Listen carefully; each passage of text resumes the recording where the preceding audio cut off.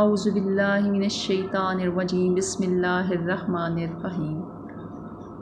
Viewers, आज हम chapter number first जो है यूनिट फर्स्ट उसकी एक्सरसाइज नंबर 1.4 का क्वेश्चन नंबर 6 जो है find the matrices A B and C आपको गिवन है। वेरीफाई करना है आपने ए बी का whole transpose is equal to A B transpose A transpose, और इसी तरह इसका सेकंड पार्ट है कि बी सी का whole transpose is equal to C transpose B transpose. ये क्वेश्चन हम सॉल्व करेंगे और ये पेपर्स के हवाले से भी ये क्वेश्चन इंपॉर्टेंट है, ठीक है, क्योंकि इसमें देखिए बहुत सी चीज़ें आ रही हैं। एक इसमें मल्टीप्लिकेशन हो रही है इस क्वेश्चन को सॉल्व करने में, ठीक है, ये देखिए आपस में मल्टीप्लाई भी हो रही हैं, प्लस इसमें ट्रांसपोज वाला भी सीन है, ठीक है। तो इसमें 2-3 चीज़ें चूँकि आ रही हैं क्वेश्चन में, तो ये क्वेश्चन बोर्ड के अकॉर्डिंग जो है वो इंपॉर्टेंट क्वेश्चन है, ठीक है। तो इसको क्वेश्चन को ज़रा अच्छे तरीके से आप समझिएगा। तो आइए हम क्वेश्चन देखते हैं। ये है question number 6। For the matrices A B C verify that A B whole transpose is equal to B transpose A transpose. अब आप इसमें लेफ्ट हैंड साइड सबसे पहले ले लें ए बी का होल ट्रांसपोज। हमारा टास्क क्या है, हमें ये पता होना चाहिए कि हमारा टास्क क्या है, हमने सॉल्व क्या चीज़ करनी है। तो सबसे पहले हमें नज़र आ रहा है कि हमने क्या सॉल्व करना है, ए बी का होल ट्रांसपोज फाइंड आउट करना है। तो उसके लिए हम सबसे पहले क्या करेंगे कि ए और बी की पहले प्रोडक्ट फाइंड आउट करेंगे। डेफिनेटली जब हमारे पास प्रोडक्ट होगी तो हम उसका ट्रांसपोज फाइंड करेंगे। तो अब हम क्या करेंगे कि मैट्रिक्स ए बी का प्रोडक्ट यानी मल्टीप्लिकेशन इसकी करनी है, तो मैट्रिक्स ए यहाँ पे लिख दिया और बी है तो यहाँ पे मैट्रिक्स बी लिख दिया। You have understand. नेक्स्ट अब हम क्या करेंगे, उसी तरीके से आपने मल्टीप्लाई करना है जैसे कि हम पहले से लेक्चर्स में करते हुए आ रहे हैं। First row first column, first row second column, second row first column और फिर सेकेंड रो सेकेंड कॉलम। यही चीज़ यहाँ पर मैंने लिखी हुई है। First row first column, first row second column, second row first column, second row second column. अब हम मल्टीप्लाई करते हैं। First row first column, first entry first के साथ यानी -1 इंटू 1, ये देखें जी -1 इंटू 1 प्लस 3 इंटू -3, यह आ जाएगा।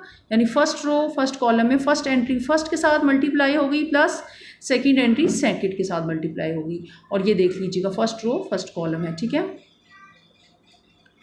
अब देखिएगा first row second column, first entry first के साथ -1 into 2 plus second entry second के साथ 3 इंटू -5, ठीक है। ये देख लें फर्स्ट रो सेकंड कॉलम हो गया।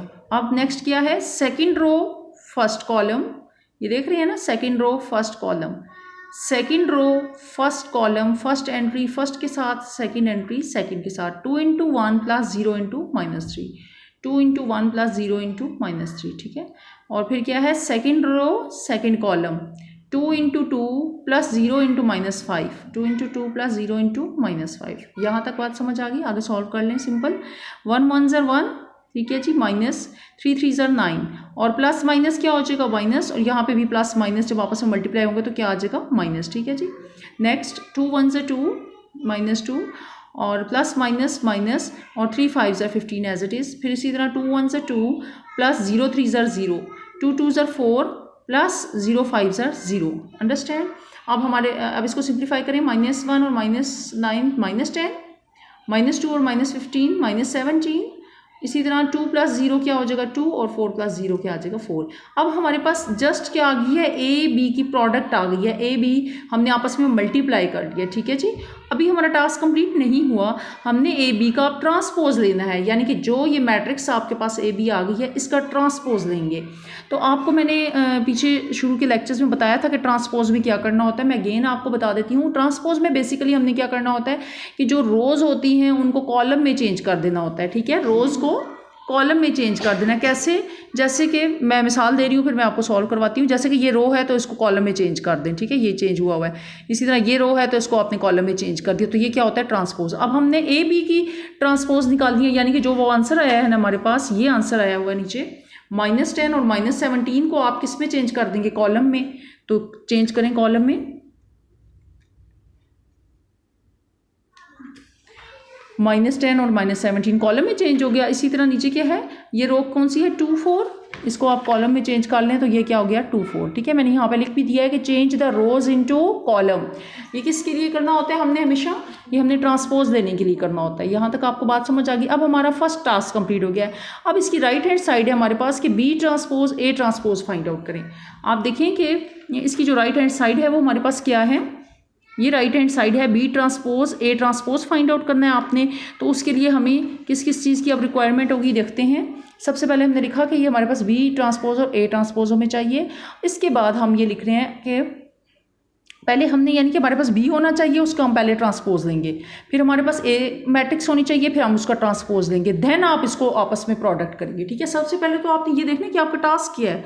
मल्टीप्लाई करना तो या ये इसको फर्दर सॉल्व करना तो आसान होता है, लेकिन पहले उसको आपने देखना है कि इसको सॉल्व करना है हमें किस चीज़ की रिक्वायरमेंट है। ये नहीं कि आप बी और ए को मल्टीप्लाई करके इसका जो है ट्रांसपोज ले लें। ठीक है, वैसे तो ये साफ नज़र आ रहा है कि पहले इनके ट्रांसपोज लेके फिर मल्टीप्लाई करना है, लेकिन फिर भी मैं आपको इसलिए एक्सप्लेन कर रही हूँ क्योंकि स्टूडेंट अक्सर चीज़ों में मिस्टेक कर देते हैं। अब हमारे पास बी ये मौजूद है मैट्रिक्स। ठीक है, हमने सबसे पहले क्या करना है, इसका ट्रांसपोज लेना है।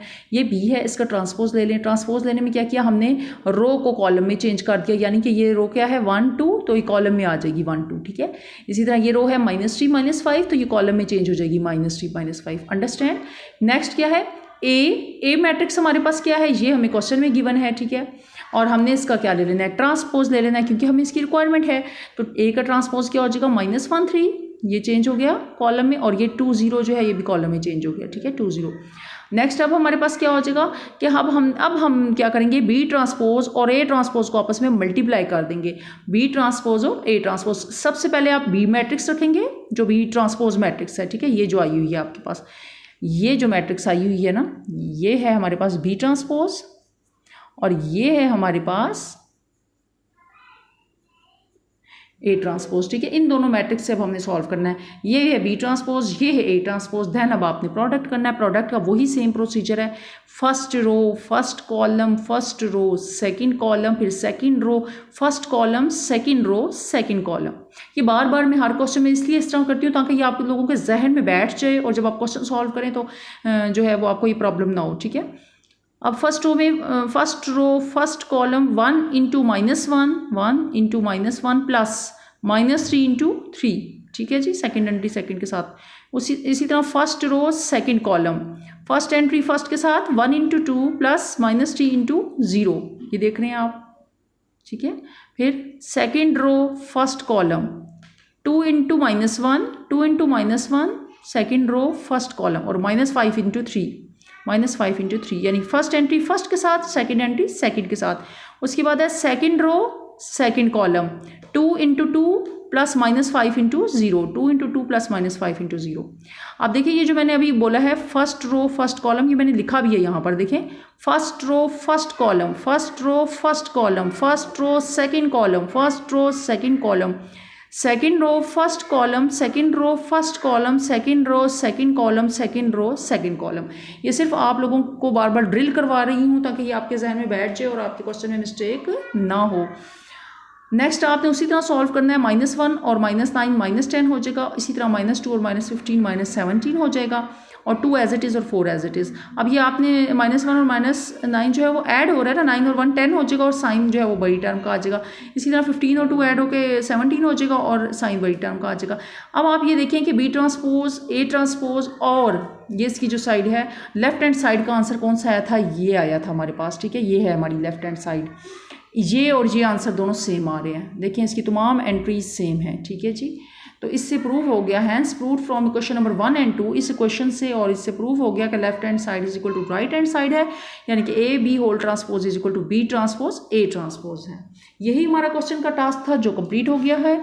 ठीक है, अब इसी क्वेश्चन का सेकंड पार्ट है जो अब हम सॉल्व करने लगे हैं, और अगेन मैं आपसे रिक्वेस्ट करूँगी कि आप मज़ीद लेक्चर को आगे जो है वो मैं चलाने से पहले आपको जो है वो ही आपसे रिक्वेस्ट करूँगी कि आप मेरे चैनल को प्लीज़ सब्सक्राइब कर दें और बेल आइकन को प्रेस कर दें, ताकि हर आने वाली न्यू वीडियो के बारे में आपको इंटीमेशन मिल सके, ठीक है। आइए नेक्स्ट देखते हैं, बी सी का whole transpose is equal to C transpose B transpose. ये अब हमने सॉल्व करना है। इसके भी सेम वही प्रोसीजर है जो पीछे वाले क्वेश्चन का था, ठीक है। अब बी सी का होल ट्रांसपोज क्या होगा आपके पास, कि हमने सबसे पहले इसमें क्या फाइंड आउट करना होगा, पहले हम इस दोनों की प्रोडक्ट लेंगे, जो आंसर आ जाएगा उसका ट्रांसपोज लेंगे, ठीक है जी।